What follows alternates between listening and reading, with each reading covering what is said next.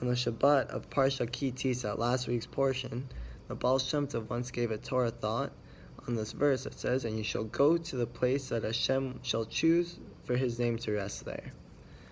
And so he explains on this verse that what it means is Hashem is really guiding our footsteps. That Hashem is choosing where we should go, so that His name should rest there. What does it mean to make His name rest there? It means that He's guiding us there to go make a bracha, to go make a blessing, or to say some verses of Torah, of Tehillim, whatever. And so from this, the students of Baal Shem Tov understood, okay, we must be going on a trip soon. He's talking about going places, we must be going somewhere. Indeed, after Shabbos ended, the Baal Shem Tov took 3 of his disciples and they went to a village called Snittin. And what happened was, one of the wealthy men in this town asked to be alerted first whenever the Baal Shem Tov was coming. So as the Baal Shem Tov came up in his carriage, there was a beautiful carriage already waiting at the border of the town with this rich man there saying, "Please, Baal Shem Tov, let me take you into the town with my beautiful carriage." And the Baal Shem Tov said, no, it's fine, I'm happy with my carriage. So instead, the wealthy man sat in his carriage and they led the Baal Shem Tov in front of him to the wealthy man's house. But as they were going, the horses turned off and went a different way. So quickly, the wealthy man's carriage driver jumps off and tries to steer them back, but the horses aren't having it.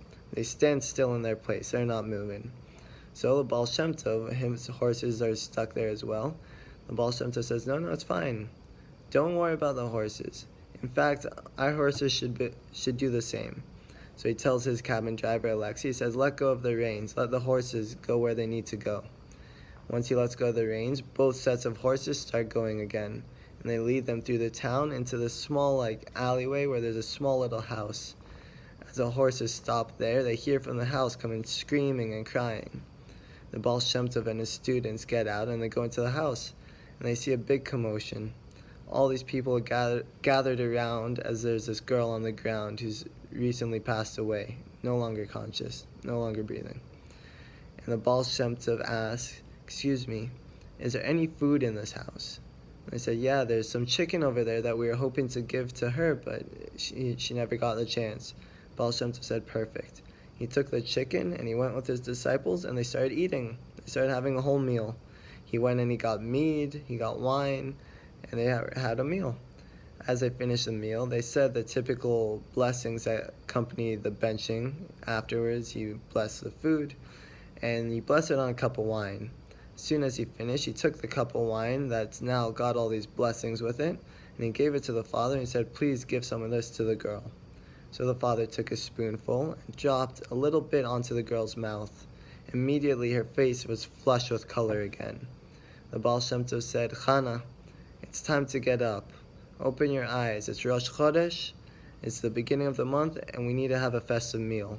Immediately the girl's eyes opened, and she looked at her father sitting there with the cup, and she asked, "Can I please have some more?" From this, the students of the Baal Shem Tov understood immediately that our footsteps are guided by up above anyways, and that we're always led to the place we need to be so that Hashem's name should rest there. From that moment, the Baal Shem Tov and his students stayed in this house for a while, and they started learning Torah and davening every morning. And this place was being filled up with Torah and good words of wisdom and good deeds. And eventually Chana ended up marrying a tailor just like her father and having a boy named Moshe. As time went on, Moshe inherited this house and one day fell very sick. The doctors felt like there was nothing they could do about it. But one day Moshe woke up, jumped out of bed like he was good as new, and they all asked, what happened? How did this come about? Moshe said, "It was simple. I had a dream last night, and my father came to me.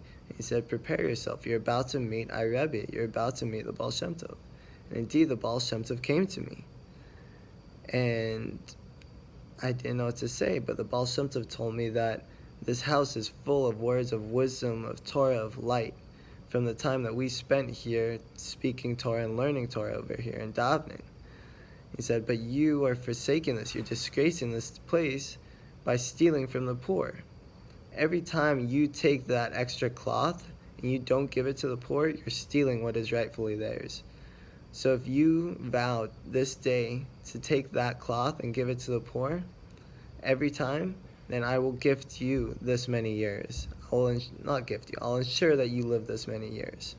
So the man made a vow that day, and for that many years he was okay, but people were wondering, how many years? And he refused to tell. One day a huge cholera epidemic hit the town, and people were getting very sick, but Moshe was fine. He was happy. He knew he had so much time, and it didn't affect him.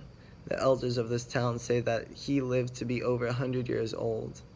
And from the day that he made the vow until the day that he died, he had never forgotten to take the extra cloth and to give it to the poor.